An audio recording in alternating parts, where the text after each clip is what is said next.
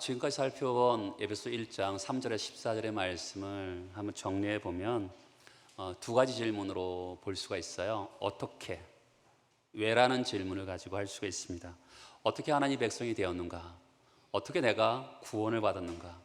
내가 어떻게 은혜를 입었는가? 이런 첫 번째 질문이 있습니다. 두 번째 질문은 왜 나에게 이런 은혜를 주셨는가? 왜 나가 하나님께서 하나님 백성이 되게 하시고 하나님 자녀가 되게 하셨는가? 이런 질문을 가지고 한번 오늘 말씀을 전체적으로 생각해 보려고 합니다. 3절에서 6절에 보면 성부 하나님께서 첫 번째 질문 어떻게 하셨는가라는 겁니다. 우리의 구원을 어떻게 하셨는가? 하나님께서 하늘의 신령한 복을 우리에게 주시기로 작정하셔서 우리를 선택하시고 예정하시고 그렇게 하심을 통해서 우리를 하나님의 자녀 삼아 주셨습니다. 왜 그렇게 하셨죠? 왜 만세전에 우리에게 복을 주시기로 작정을 하셔서 예정과 선택이라는 방법을 통해서 당신의 가정에 입양을 하셨을까요? 그것은 6절입니다. 이는 왜 그렇게 하느냐 하면 그가 사랑하시는 자 안에서 우리에게 거저 주시는 바 그의 은혜의 영광을 찬송하게 하려는 것이라. 따라서 해보시겠어요? 우리에게 거저 주시는 바, 그게 뭐죠? 은혜죠.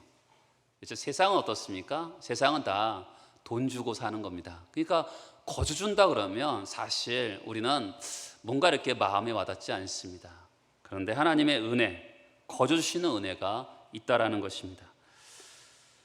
그 은혜를 알고서 하나님의 은혜를 찬송하는 존재가 되기 위해서 하나님께 우리를 구원하셨다라는 것입니다. 또한 7절에서 12절까지 보면 성자 하나님의 구원에 대해서 이야기하고 있습니다. 성자 하나님께서 우리를 어떻게 구원하셨습니까? 그분이 이 땅에 오셔서 사람이 되셔서 속량하셨습니다. 속량함을 통해서 우리에게 죄 사함을 허락하셨어요.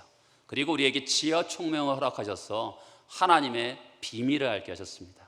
그리고 하나님의 기업을 공유할 수 있도록 우리로 하셨던 것이죠. 왜 그렇게 하셨죠? 12절에 보면 이는 우리가 그리스도 안에서 전부터 바라던 그의 영광의 찬송이 되게 하려 하십니다. 우리 존재 자체가 존재론적으로 하나님의 영광의 찬송이 되게 하셨던 것입니다. 시편 1편을 묵상해 보면 복 있는 사람은 하면서 우리를 시냇가에 심은 나무라고 표현하고 있습니다. 정확하게 표현하면 시냇가에 심겨진 나무예요. 원래는 우리는 광야에서 죽어가는 나무였습니다. 그런데 하나님께서 우리를 옮겨 심은 거죠. 시냇가에 심겨진 나무가 되게 하셨습니다. 우리가 험한 세상에서 바람 잡는 것처럼 인생을 살아왔습니다. 그런데 오늘 말씀에서 보면 우리를 영광의 찬송이 되도록 우리의 존재 자체를 바꿔놓으셨던 것이죠. 이런 복된 은혜를 허락하셔서 우리로 하여금 하나님을 찬송하게 하셨던 것입니다. 지난주에 우리가 성령 하나님에 대해서 말씀드렸습니다.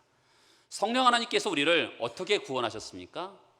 우리에게 인쳐 주셨죠. 도장을 찍어 주셔서 하나님의 자녀가 됨을 확증해 주셨습니다. 그리고 기업의 보증을 삼아 주셨습니다. 작은 것으로 이것이 언제 앞으로 큰 것, 모든 것을 하나님께서 주실 것을 보여주시는 보증을 약속하셨어요. 그걸 붙들고, 그렇죠? 믿음으로 붙들고 성령의 도우심을 입어서 우리가 살아갈 수 있도록 하셨습니다. 왜 그렇게 하셨습니까? 14절에 보면 이는 우리 기업의 보증이 되사 그 얻으신 것을 속량하시고 그 영광을 찬송하게 하려 하셨습니다.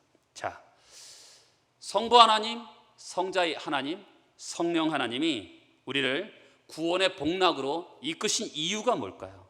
그것은 다시 6절에 보면 은혜의 영광을 찬송하고 12절에 보면 그의 영광을 찬송하고 14절에 보면 영광을 찬송하게 하기 위해서 그런 것이죠.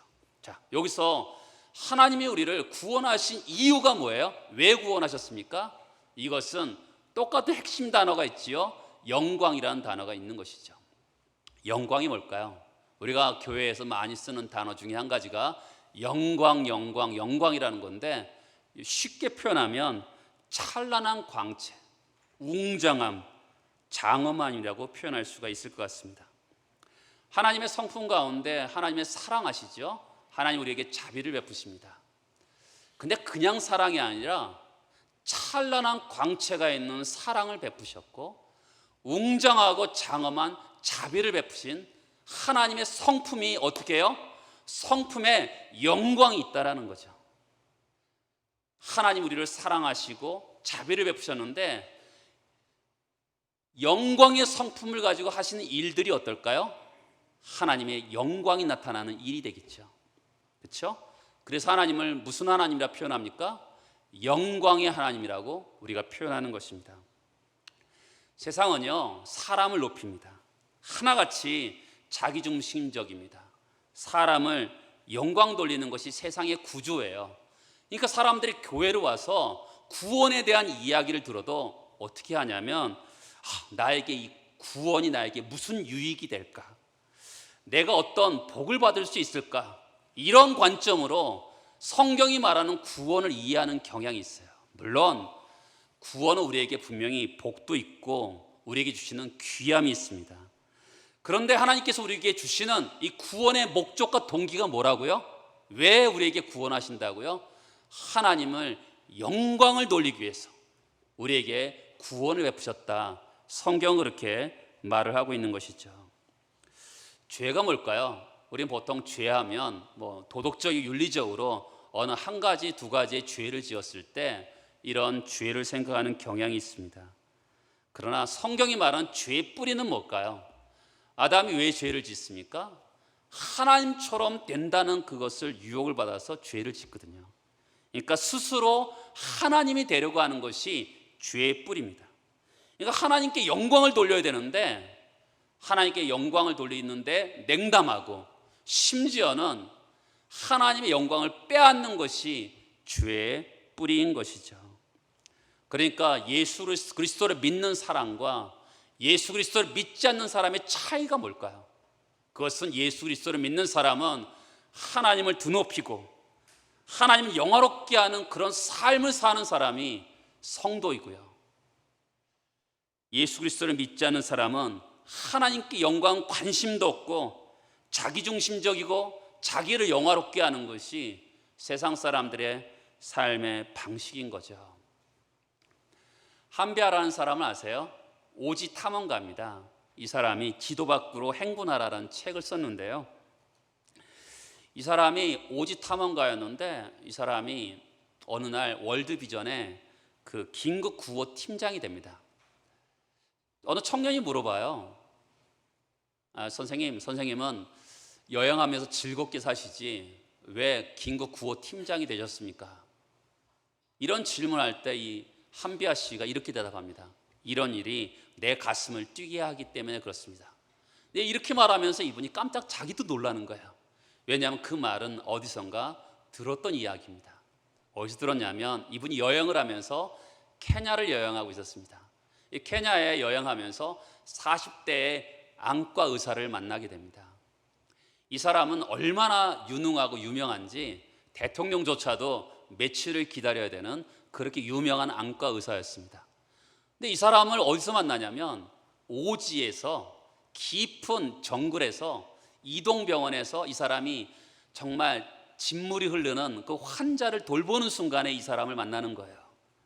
한비아 씨가 물어보죠. 아니 당신은 이 케냐의 나이로비에 있으면 돈도 많이 벌고 편안한데 왜 이 고생을 하냐고 물어봅니다. 이때 이 사람이 이렇게 얘기합니다. 맞아요. 내가 나이로비에 있으면 잘 먹고 잘 살겠죠. 그런데 내가 가지고 있는 이 재능을 돈 버는 데 쓰면 너무 아깝잖아요. 그 다음에 이 사람이 이렇게 얘기합니다.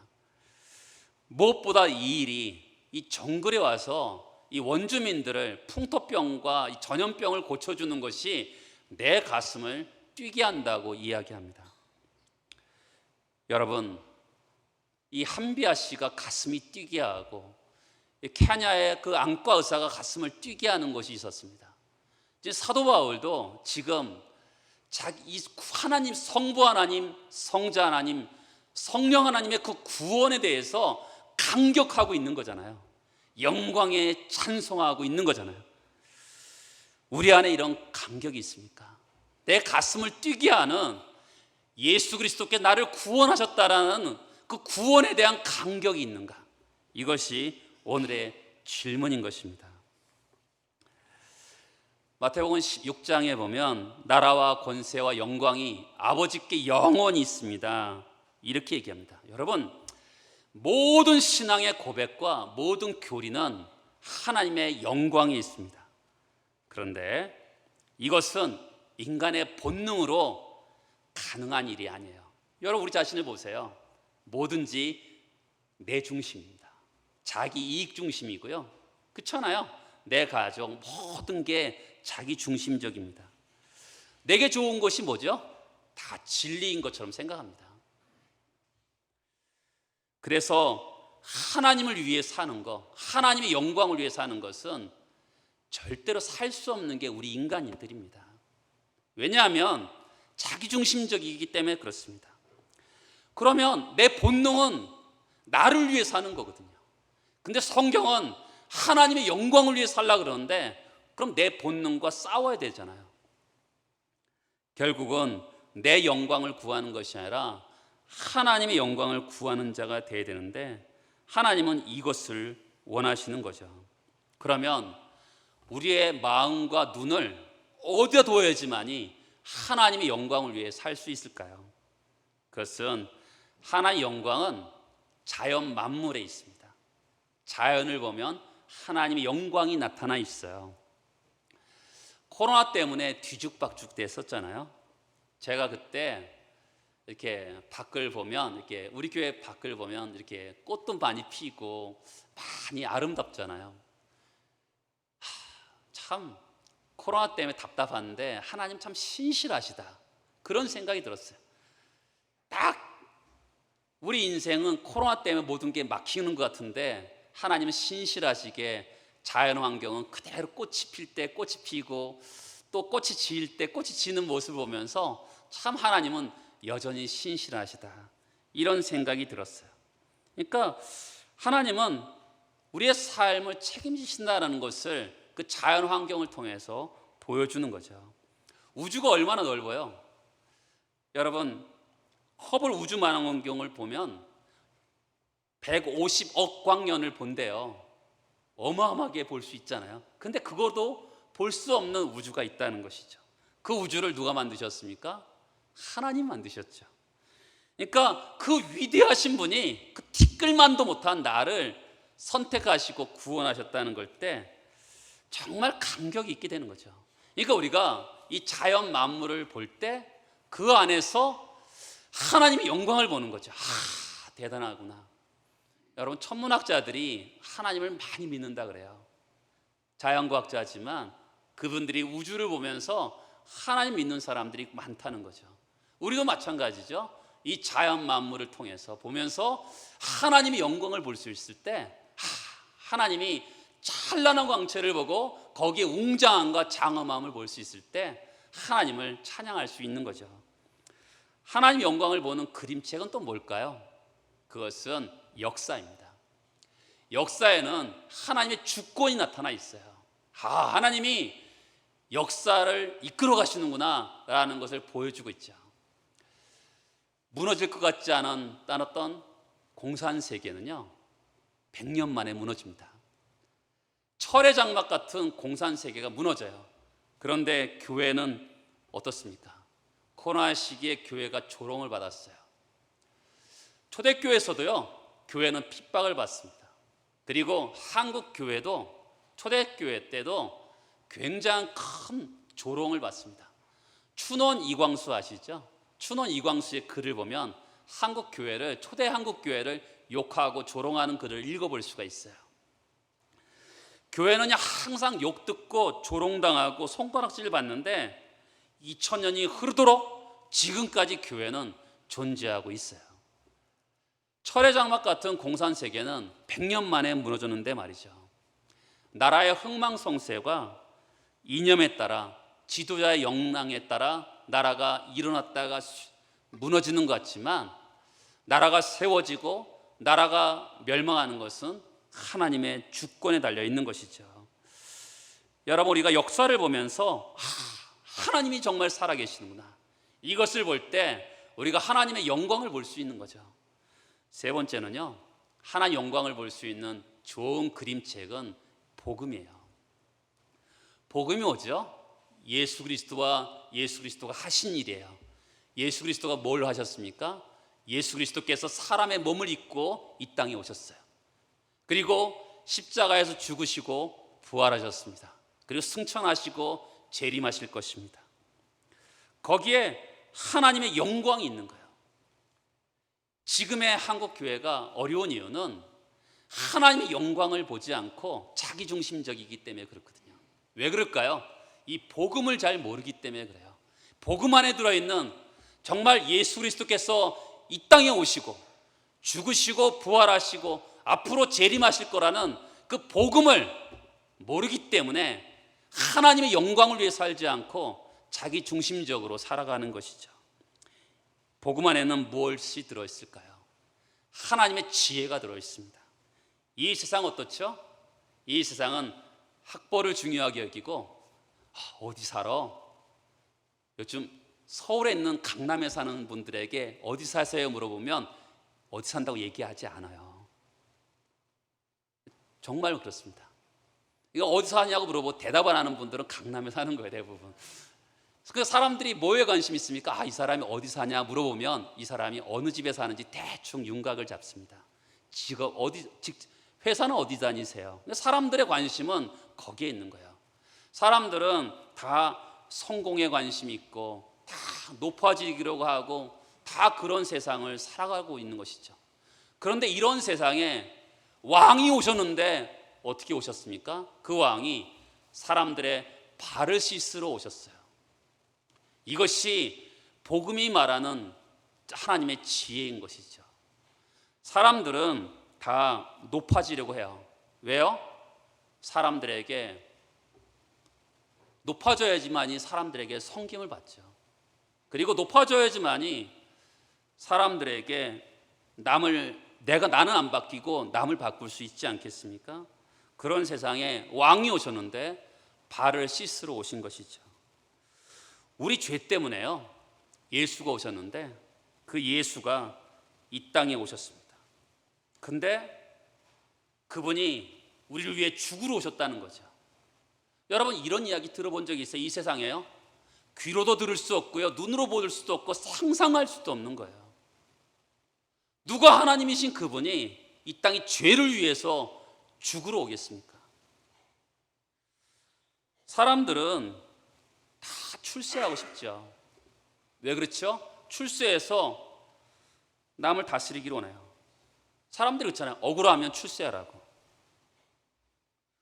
결국 내가 힘을 가져야 되고 잘 돼야 된다고 사람들은 생각합니다. 그런데 예수는 어떻게 하시죠? 예수는 높아지고자 하는 자는 섬겨야 된다고 얘기해요. 누가 높아져서 남을 섬기려고 하는 사람이 어디 있습니까? 내가 잘 되려고 하는 것이죠. 예수께서는 강한 자가 되고 높아지는 자가 되어서 남을 섬김을 통해서 강한 자도 살아남고 약한 자도 살아남을 수 있도록 하시는 것이죠. 복음 안에는 하나님의 권능이 들어있어요. 과학이 발전합니다. 과학이 정말 얼마나 더 발전할까 아주 궁금증이 생겨요. 그런데 여러분, 코로나 시기에 작은 바이러스가 있는데 비행기가 안 뜨잖아요. 사람들이 안 타니까 뜨지 않잖아요. 모든 과학이 올스톱했잖아요.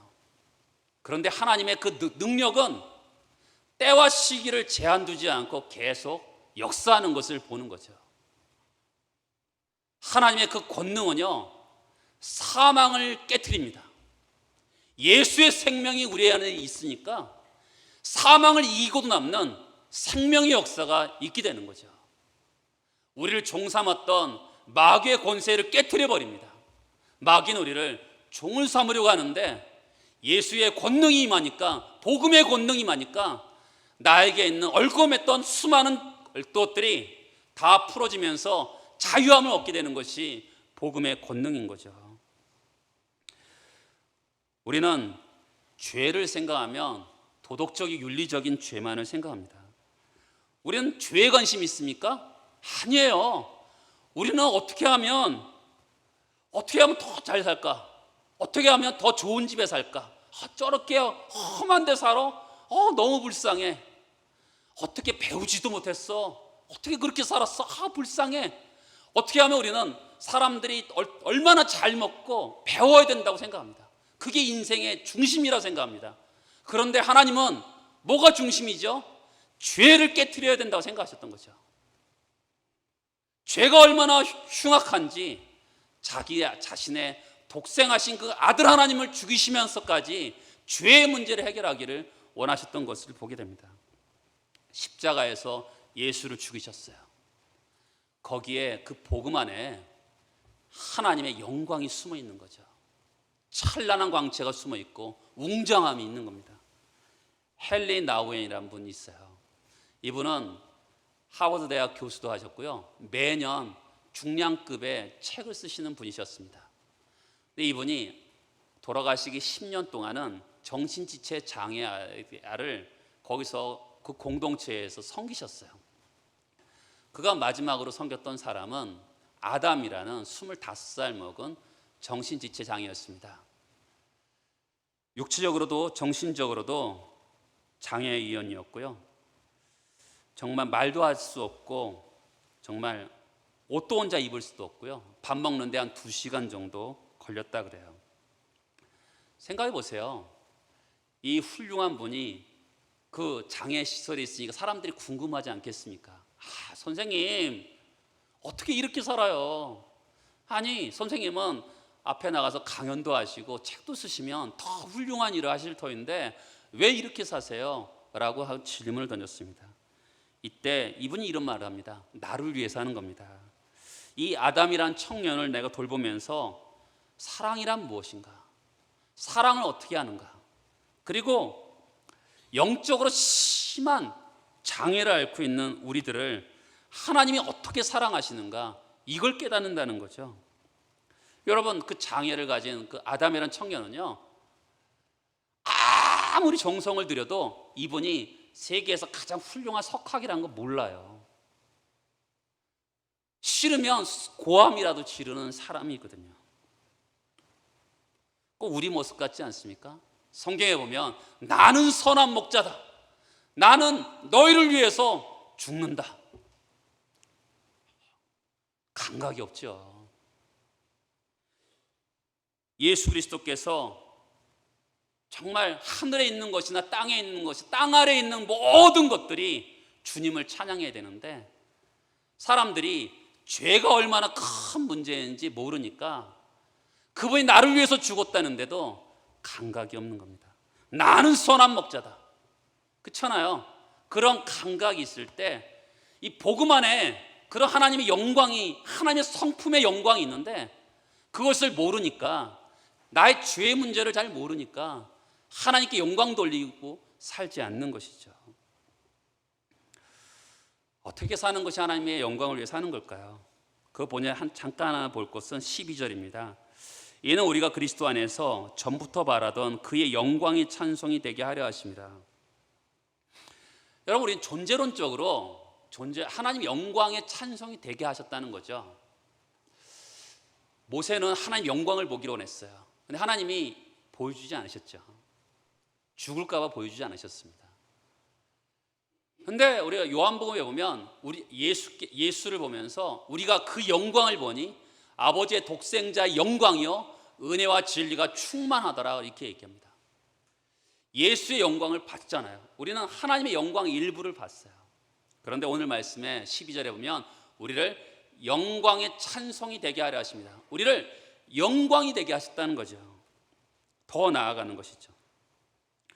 우리 신분이 무엇이든지, 우리가 직업이 무엇이든지, 집이 어떤 집에 살든지 아무 상관없이 하나님의 영광의 찬송이 되게 하셨다는 것입니다. 여러분, 그러면 우리가 누구를 볼 때요, 우리 성도들을 볼 때 저 사람은 하나님의 영광이구나 이러는 거죠. 그렇죠? 하나님의 영광의 찬송이구나 이렇게 볼 때 그 사람을 우리가 어떻게 볼까요? 그리고 예수 그리스도를 믿지 않는 사람들이 거듭나요. 아직은 거듭나지 않았지만 저 사람도 거듭나기만 하면 하나님의 영광이 되는구나, 하나님 영광이 찬송이 되는구나, 이러면 우리는 또 어떤 관점으로 상대방을 보게 될까요? 그러니까 우리가 상대방을 바라보는 관점이 달라지는 거죠. 항상 기독교의 가장 큰 기둥 중에 하나가 뭐냐면 하나님을 사랑하고 이웃을 사랑하는 거거든요. 상대방이 하나님 영광이에요. 그러면 그 사람을 사랑할 수 있는 힘이 생기고 그 사람을 바라보는 눈이 달라지는 거죠. 그러면 하나님의 영광을 위해서 우리가 어떻게 살아야 될까요? 첫 번째는 우리 인생의 목적과 인생의 기준과 인생의 어떤 근본과 동기가 하나님의 영광이 되어야 되는 것이죠. 우리가 하나님을 영화롭게 하고 그것이 나의 삶의 목적이 되고 나의 인생의 동기가 되고 또한 나의 삶의 근본이 되는 것이, 그것이 그럴 때 하나님 영광을 위해서 살아갈 수가 있게 되는 것이죠. 두 번째, 하나님 영광을 위해 산다는 것은 일상성이라고 볼 수 있어요. 우리는 보통 올림픽 금메달을 따든지 아니면 어떤 굉장히 큰 일을 할 때 하나님께 영광 돌립니다라면 저렇게 해야 되지만이 하나님께 영광을 돌릴 수 있다고 생각합니다. 그런데 성경에 보면 먹든지 마시든지 무엇을 하든지 하나님의 영광을 위하여 하라고 말씀하는 거거든요. 우리가 밥을 먹든지 뭘 하든지 다 하나님의 영광을 하는 거죠. 공장에서 재봉틀을 하는 아가씨가 있었습니다. 그 아가씨가 어느 목사님 찾아와서, 목사님은 항상 기도하시고 성경 읽고 설교하시니까 주예를 하니까 하나님의 영광을 위해서 사시네요. 저는 아무것도 하나님의 영광을 위해서 사는 것이 없네요. 이때 이 목사님이 이렇게 얘기했습니다. 내가 설교를 하고 내가 신방을 하고 내가 전도를 하더라도 나의 유익을 위해 산다면 이것은 세상적인 일입니다. 그러나 우리 성도님이 재봉틀을 가지고 가족을 사랑하는 마음으로, 하나님을 사랑하는 마음으로 이 일을 한다면 이것이 바로 하나님의 영광을 위해서 하는 일인 것입니다. 마찬가지죠. 우리가 하나님의 영광을 위해서 밥을 짓고 하나님의 영광을 위해서 이웃을 사랑하고 하나님의 영광을 위해서 정말 사랑할 수 없는, 용서할 수 없는 그 인간을 또 용서하는 것, 그것이 하나님의 영광을 위해서 살아가는 것이죠. 세 번째로 하나님 영광을 위해 사는 것은 나는 쇠하고 그분이 흥하는 거죠. 세례 요한의 이야기입니다. 수많은 종교적 신앙의 위인들은, 마르틴 루터, 존 칼빈, 조나단 에드워드 같은 사람들은 자기는 이 세상에서 다 없어지고 오로지 주님만이 흥하기를 원했어요. 이 세상은요, 호랑이는 가죽을 남기고 사람은 이름을 남겨야 되기 때문에 나도 높여야 된다라고 생각했는데, 하나님의 영광이라는 것은 나는 쇠하고 그분만이 흥하는 것이요. 네 번째, 하나님의 영광을 위해서 산다는 것은 죽는 겁니다. 기독교의 삶의 방식은요, 바로 뭐냐면 죽는 거예요. 복음이 가르치는 삶의 방식은 죽어요. 한 알의 밀이 땅에 떨어져야지만이 많은 열매를 맺는 거잖아요. 여러분, 우리는 내가 잘 돼야지만이 하나님 영광 받는다고 생각합니다. 성경은 절대로 그렇게 가르치지 않아요. 내가 죽어야지만이 하나님 영광 받고 내가 죽어야지만이 이웃이 살아난다고 가르치고 있죠. 그러면 하나님의 영광 돌리는 삶을 살 때 하나님이 주시는 선물이 있어요. 그것은 뭐냐면 외적인 능력입니다. 다윗과 골리앗 싸움을 아시죠? 상식적으로 생각해 보세요. 골리앗이 이길 수밖에 없는 싸움입니다. 그래서 누가 이겼죠? 다윗이 이겼습니다. 다윗이 하나님의 영광을 향해서 집중을 합니다. 그렇죠? 그랬더니 하나님이 능력을 입혀주시는 거죠. 만군의 여호와 이름으로 나간다, 이렇게 말을 하잖아요. 다윗이 오로지 하나님의 영광을 집중했더니 하나님께서 이길 수 있는 능력을 더하시는 거죠. 여러분, 우리 신앙생활 대부분 오래 하셨잖아요. 여러분들이 언제 기적을 경험하셨는지 생각해 보세요. 한번 생각해 보세요. 젊었을 때 아니면 중년 때를 한번 생각해 보세요. 다 생각해 보세요. 하나님의 영광을 위해 살 때 나에게 기적이 일어났어요. 다 그렇습니다. 내가 하나님의 영광을 위해서 이것을 살리라, 그럴 때 하나님이 능력을 주시고 필요를 채워주시는 것을 우리가 다 경험했습니다. 또한 하나님의 영광을 위해 살 때 내적인 능력이 생겨요. 선물이죠. 사도 바울이 지금 어디에 있습니까? 감옥에 있습니다. 그런데 하늘에 속한 신령한 복을 얘기해요. 주변 사람들이 감옥에 있는 놈이 무슨 복을 얘기해, 아마 그럴 수도 있죠. 그런데 그는 그 가운데 속에서도 하나님의 구원을 찬송합니다. 왜 그럴까요? 그는 하나님의 영광에 집중했거든요. 감옥이 그를 가둬두지 못한 거죠. 그 가운데 속에서 그는 평강을 유지했고 그 가운데 속에서 능력을 유지한 거죠. 성도 여러분, 우리 인생을 살면서 지금 어려움에 계십니까? 그때 그 어려움에 침몰하지 마시고 하나님의 영광을 구해보세요. 그럴 때 혹시 자녀들이 공부 잘하고 내 삶이 잘 되고 그런 외적인 능력이 임할 수도 있지만, 그러나 그것이 혹시 없다 하더라도 내 안에 내적인 능력이 있어서 그 어려움을 이길 수 있는 힘이 생기는 거죠. 어떻게 해요? 하나님의 영광만을 집중해보고 살아가는 거죠. 그렇게 살아갈 때 하나님이 그 어떤 비천에 처할 줄도 알고 배고픔에 처할 줄도 알고 풍부에 처할 줄도 알지만 내게 능력 주신 자 안에서 내가 모든 것을 할 수 있다고 고백할 수 있는 인생을 살게 되는 것이죠. 여러분, 하나님의 영광을 살 때 그 외적인 능력도 주시고 내적인 능력을 주시고 그런 균형을 허락해 주실 것입니다. 여러분 가운데 정말 다시 한번 구원의 감격이 샘솟아서 하나님의 영광을 찬양하고 그럼을 통해서 외적인 능력과 내적인 능력을 경험하는 우리 모두가 되기를 축복합니다. 다 같이 기도하시겠습니다.